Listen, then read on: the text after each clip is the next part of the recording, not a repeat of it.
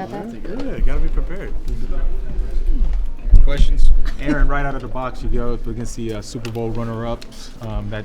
How's that defense with the problems they're going to present to you? That's great defense. A lot of great players on it. Got against, a few of the guys over the years now. 2 new faces, obviously, every year as there is in the league. New coordinator.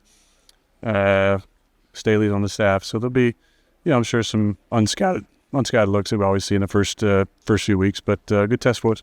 Aaron, how ready are you to just turn the page and get back from this injury and play for this Jets team? Well, part of the turn the page was last year coming back to practice, and then the other part was, OTAs and training camp and all that. So I feel ready. Coach said you're in a great place. Are you in a great place? And what does that mean? Yeah. Well, the mental part of it is the most important part. You got to get your mind right. It's a grind. It's, long season, a lot of ups and downs. You got to prepare yourself to really get off the waves. You got to find a way to be a stability point for the team and so we're not riding the highs too much or riding the lows, because adversity's going to come at some point during the season. We've got to make sure we're handling it the right way. Mike McCarthy came in years ago and said what seemed to be a wild statement at the time in 2006. He said our biggest difficulty is going to be handling success. And as the years went on, I realized how important those words are. We were 8-8 team his first year. Then the second year went to the NFC Championship. I think what he meant was you just can't ride the highs too high, and then the whole world's crashing down after a tough game. Regardless of what happens on Monday, we win. The headline's going to be, we're going to the Super Bowl. We lose, same old Jets. So I think we need to get away from some of those outside themes and trust that the program, if it's good enough week 1, it's good enough the rest of the season. So we got to trust the process, be great competitors, show up, be professionals, and show out on the field, and let the chips fall where they may. Now that it's time though to execute, how after watching the offense last year, how much have they evolved, especially with some of your key skill players like Brees and Garrett?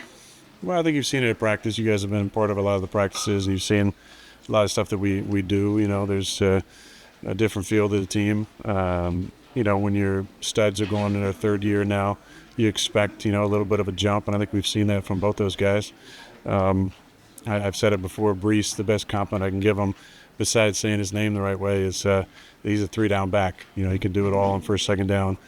He's great in the pass protection. He's a great route runner. I think Garrett's just taken a step with another year of experience. Obviously, what he does in the field is dynamic.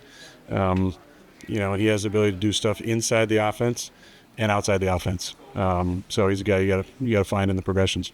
Aaron, how encouraged are you by the offensive line right now? Yeah, really encouraged. I think the whole feel is different. That happens when you bring in a couple older guys like we have.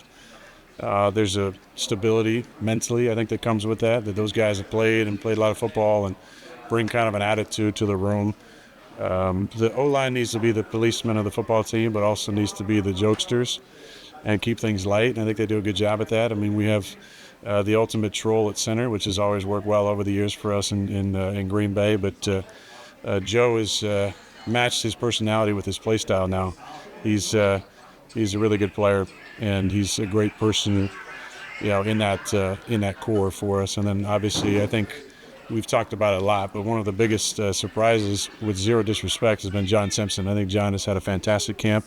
You guys have watched him every day. The way he's handled not just our D-line, which is premier D-line, but the other teams we went against in some of these joint practices, who all have big-time, 3 techniques or shades who are, the tops of their positions. I thought he handled all those guys really well. You look at San Fran, obviously they got an incredible interior guy that we're going to have to block up. After what happened last year on opening day, might there be a moment right before the game, or perhaps early in the game, you take a pause of reflection just to consider the long journey back, and maybe after the 4th play and say, here we go, now we're smooth sailing from here? Yeah, there might be a little smirk after the 4th one.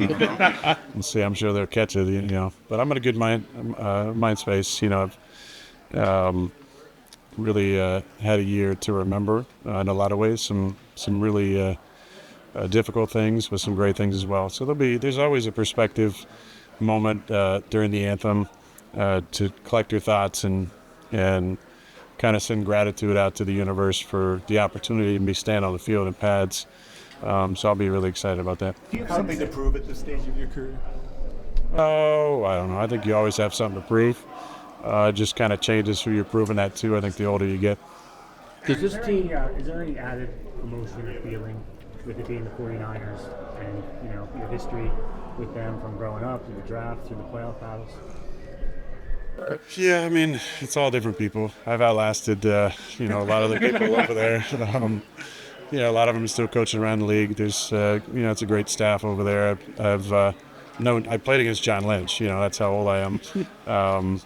And obviously had battles against Kyle and Sorensen now. I think I played against him too. So there's a lot of familiarity there. Obviously, it's fun to go back to the Bay Area. But it really is just another game. I mean, this had happened first or second year as a starter.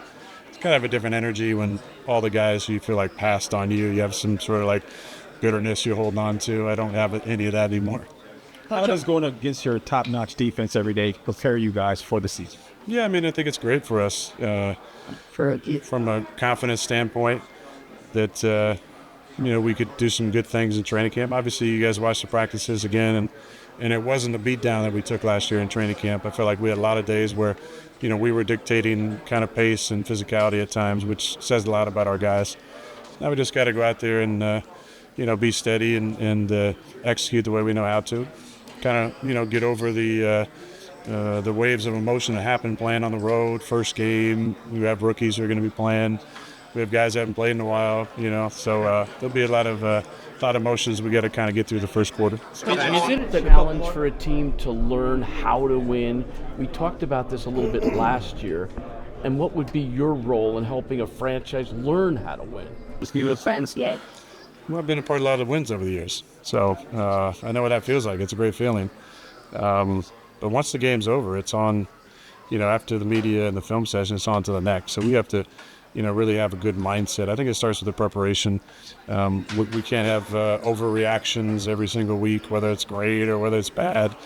Consistently throughout my career, the film is never as good as it felt on the field and never as bad as it felt on the field. So we can't ride these waves of emotion or frustration or outside narratives or any of these things. We got to keep this thing very tight. We can't have any leaks or people jumping ship. We got to realize it's going to be a long season. If you don't get the ball the first week, doesn't mean you're not going to be a big part of the offense. If you don't play for the first part of the season, doesn't mean there's going to be a time where your number's called and we expect you to step in there and play well. Coach also said to ask you if you were playing with a chip, because we asked him. Oh. So he said ask Aaron. I mean, how do you not? I've always kind of played with something on my shoulder. You got to, manufacture things from time to time. But, it kind of goes back to the prove it. Who would I need to prove to? Just myself at this point. So, but I have a lot of pride in my performance. So when I take the field, I expect greatness.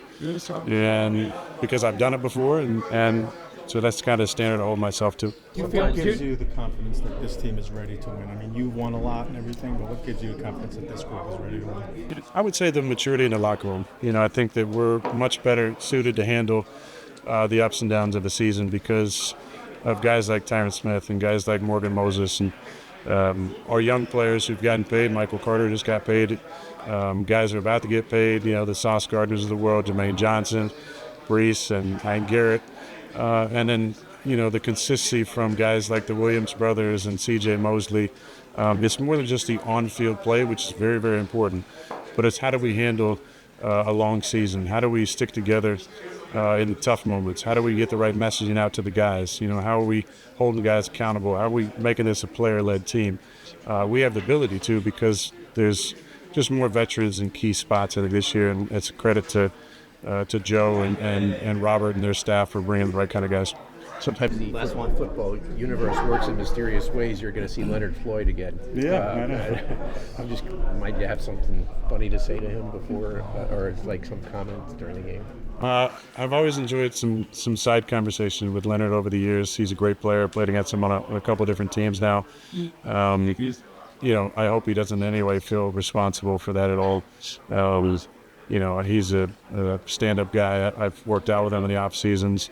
I teased him because a few years ago when he was at the Rams, I got him to buy on a pump fake and kind of snuck in the end zone, which never happened again. The next time we ran that, I pump faked, and he ran right in my chest. So he's a great player. Obviously, he's played at a high level for a long time, and I'll enjoy dapping him up for the game. The goal is still New Orleans. Of course. Thanks, everybody.